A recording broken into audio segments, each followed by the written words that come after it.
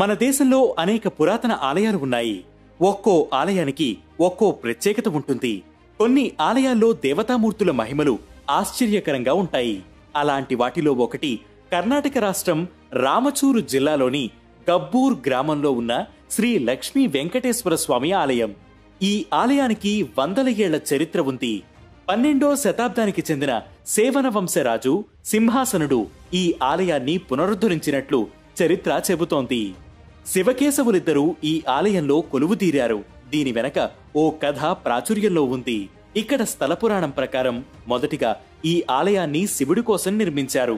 లింగాన్ని ఏర్పాటు చేసేందుకు గర్భగుడిలో ఓ పీఠాన్ని కూడా ఏర్పాటు చేశారు. కానీ శ్రీహరి తనకు కూడా ఈ ఆలయంలో చోటు కావాలనుకున్నాడట. హరి అడగడము, హరుడు చేయకపోవడమా? శివుడు తన కోసం ఏర్పాటు చేసిన పీఠంపై వెంకటేశ్వర స్వామి విగ్రహం ప్రతిష్ఠించేలా చేశాడట. ఆ తర్వాత అగస్త్యముని ఇక్కడ శివలింగాన్ని ప్రతిష్ఠించాడట. ఈ శివలింగంపై ప్రత్యేక గీతలు కూడా కనిపిస్తాయి. ఇలా శివకేశవులిద్దరూ ఈ ఆలయంలో దర్శనమిస్తారు.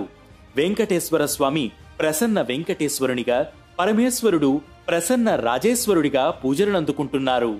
సాధారణంగా శివుడు అభిషేక ప్రియుడు, వెంకటేశ్వర స్వామి అలంకార ప్రియుడు.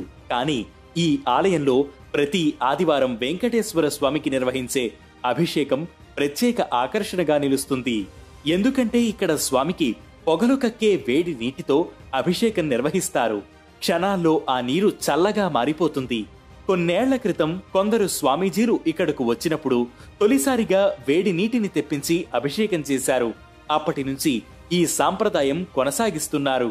కేవలం తలపై పోసిన నీరు చల్లగా మారడమే కాదు, స్వామివారి నాభిస్థానంలో పోసే చల్లని నీరు వేడిగా మారిపోతుందట. అయితే స్వామివారి విగ్రహాన్ని ప్రత్యేక రాతితో తయారు చేశారని, దానికి ఉష్ణోగ్రతలను ప్రభావితం చేసే ప్రత్యేక గుణం ఉందని కొందరు చెబుతున్నారు. కానీ దానికి ఖచ్చితమైన ఆధారాలు లేవు. స్వామివారి మహిమ వల్ల అలా జరుగుతుందని, ఆయనను దర్శించుకుంటే కోరిన కోర్కెలు నెరవేరుతాయని, సకల శుభాలు కలుగుతాయని భక్తుల విశ్వాసం.